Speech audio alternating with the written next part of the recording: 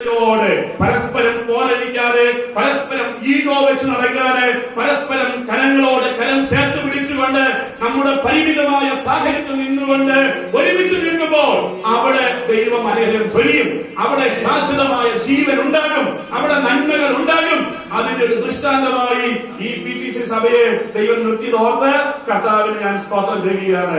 ഇതിന്റെ കാര്യങ്ങൾ എന്നെ ചിന്തിപ്പിച്ചത് ഞാൻ പെട്ടെന്ന് ഓർപ്പിച്ചത് മാത്രം. ഞാനിവിടെ പാസ്റ്ററോട് ചോദിച്ചു, അശോകൻ പാസ്റ്റർ പറഞ്ഞതുപോലെ ഞാൻ സന്തോഷ പാസ്റ്ററൊക്കെ രാവിലെ വീട്ടിലിറങ്ങി ഞങ്ങൾക്ക് വേറെ ഒരു മീറ്റിംഗ് ഉണ്ടായിരുന്നു, നേരെ ഇങ്ങോട്ട് വന്നു. അപ്പൊ നാളെ ഞായറാഴ്ചയാണ്, ഒത്തിരി കാര്യമൊക്കെ ചെയ്യാനുണ്ട്, 8 മണിക്ക് നിർത്തി ഞങ്ങൾക്ക് പോകണമെന്നൊക്കെ പറഞ്ഞു. പക്ഷെ കാപ്പിറ്റൻ പാസ്റ്റർ പറഞ്ഞു, ഞങ്ങൾ പ്രാർത്ഥിക്കാൻ വേണ്ടി വന്നവരാണ്, ശനിയാഴ്ച സമയത്തിന് ഒരു ലിമിറ്റും ഇല്ല, ഞങ്ങൾക്ക് സാധാരണ ഇവിടെ പ്രാർത്ഥിക്കാൻ വന്നു കഴിഞ്ഞാൽ 10-10:30 നിർത്തത്തുള്ളൂ, അതുകൊണ്ട് ഇന്നത്തെ മീറ്റിംഗും ഏകദേശം അതിനേക്കാൾ കൂടുതൽ പോകാൻ സാധ്യതയുണ്ട് എന്ന് പറഞ്ഞാണ് എനിക്ക് ഇന്ന് പ്രസംഗിക്കാനായിട്ട് സമയം അനുവദിച്ച് തന്നേക്കുന്നത്.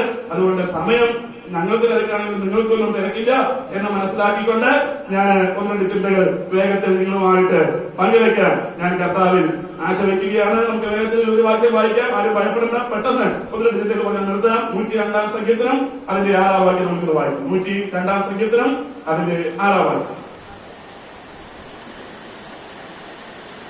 ഞാൻ മരുഭൂമിയിലെ വേഴാമ്പൽ പോലെയാകുന്നു, ശൂന്യസ്ഥലത്തെ മൂങ്ങ പോലെ തന്നെ. ഞാൻ മരുഭൂമിയിലെ വേഴാമ്പൽ പോലെയാകുന്നു. ഞാൻ ഒരു വലിയ പ്രശ്നത്തിന് വേണ്ടി നിൽക്കുകയല്ല, വേഗത്തിൽ 1-2 ചിന്തകൾ വേഗത്തിൽ പറഞ്ഞ് ഇരിക്കാൻ വേണ്ടി മാത്രം ഞാൻ ഇവിടെ നിൽക്കുകയാണ്. ഞാൻ മരുഭൂമിയിലെ വേഴാമ്പൽ പോലെ ആകുന്നു. ഈ സങ്കീർത്തനക്കാരൻ ദൈവസന്നിധിയിൽ വളരെ ക്ഷീണിച്ച് വളരെ പ്രതിസന്ധിയിലായിരിക്കുന്ന, വലിയ കഷ്ടങ്ങളിലൂടെ കടന്നു പോകുന്ന ഒരു സങ്കീർത്തനക്കാരൻ, ഒരു ഭക്തൻ ദൈവസന്നിധിയിൽ പ്രാർത്ഥന കഴിക്കുന്ന ഒരു പ്രാർത്ഥനാ സങ്കീർത്തനമാണ് ഈ 102-ാം സങ്കീർത്തനം. അദ്ദേഹം ആ പ്രതിസന്ധികളുടെ നടുവിൽ പ്രാർത്ഥിക്കുന്ന ആ ഭക്തൻ തന്നെ തന്നെ ഉപമിക്കുന്ന ഒരു കാര്യമാണ് നമ്മൾ വായിച്ചത്. ഒത്തിരി കാര്യം, 2-3 പക്ഷികളുടെ പേരൊക്കെ അവിടെ പറയുന്നുണ്ട്. ഒരു പക്ഷിയാണ് ഞാൻ മരുഭൂമിയിലെ വേഴാമ്പൽ പോലെ ആകുന്നു എന്ന്. മരുഭൂമിയിലെ വേഴാമ്പലിന്റെ അവസ്ഥയാണ് എനിക്കുള്ളതെന്ന്. ഞാൻ വീണ്ടും അതിന്റെ യഥാർത്ഥ മൂലഭാഷയിൽ വേഴാമ്പൽ, നമ്മൾ ഈ മഴയ്ക്ക് വേണ്ടി കാത്തിരിക്കുന്ന ഒരു വേഴാമ്പൽ എന്നൊരു പദമല്ല അവിടെ ഉപയോഗിച്ചിരിക്കുന്നത്. ഇംഗ്ലീഷിൽ പെലിക്കൻ എന്നൊരു പദമാണ്. പെലിക്കൻ എന്ന് പറഞ്ഞാൽ ഞാറപ്പക്ഷി എന്ന് നിങ്ങൾ കേട്ടിട്ടുണ്ടാകുമല്ലോ. തടാകങ്ങളുടെ സൈഡിലൊക്കെ ജീവിക്കുന്ന, മീനിനെ ഭക്ഷിക്കുന്ന വൃത്തിഹീനമായ ഒരു പക്ഷിയാണ് ഞാറപ്പക്ഷി. അതാണ് പെലിക്കൻ എന്ന് പറയുന്നത്. ആ ഒരു പക്ഷിയുടെ, പെലിക്കൻ എന്നൊരു പക്ഷിയെ കുറിച്ചാണ് ഇവിടെ സങ്കീർത്തനക്കാരൻ തന്നെ തന്നെ ഉപമിച്ചിരിക്കുന്നത്. അപ്പോൾ ഈ ഞാറപ്പക്ഷി എന്ന് പറഞ്ഞാൽ, പെലിക്കൻ എന്ന് പറഞ്ഞാൽ തടാകത്തിന്റെ സൈഡിൽ ജീവിക്കുന്ന ഒരു പക്ഷിയാണ്.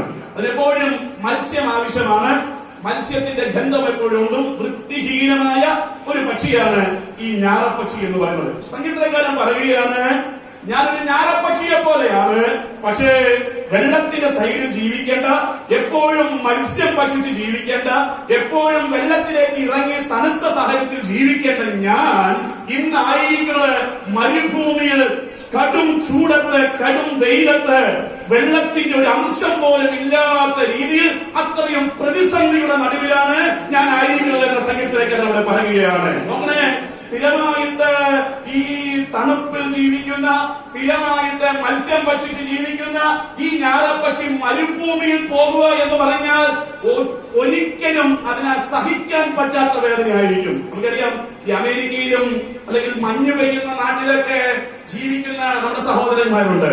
അവരുടെ മക്കളൊക്കെ അവിടെ ജനിച്ചു വളർന്നവരായിരിക്കാം.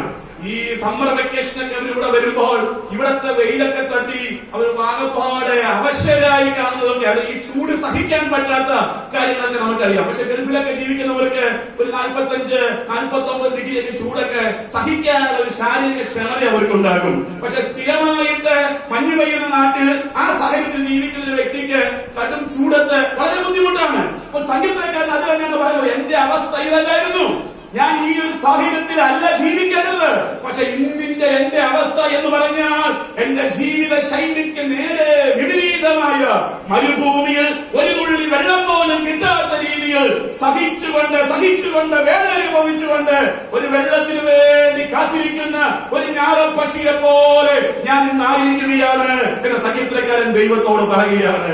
എന്നെ കേൾക്കുന്ന ദൈവമക്കളെ, ജീവിതത്തിന്റെ സാഹചര്യങ്ങൾ പലപ്പോഴും ഈ ഞാറപ്പക്ഷി മരുഭൂമിയിലായിരിക്കുന്ന പോലെയൊക്കെ നമുക്ക് തോന്നാൻ സാധ്യതയുണ്ട്. പ്രതിസന്ധികൾ വരുമ്പോൾ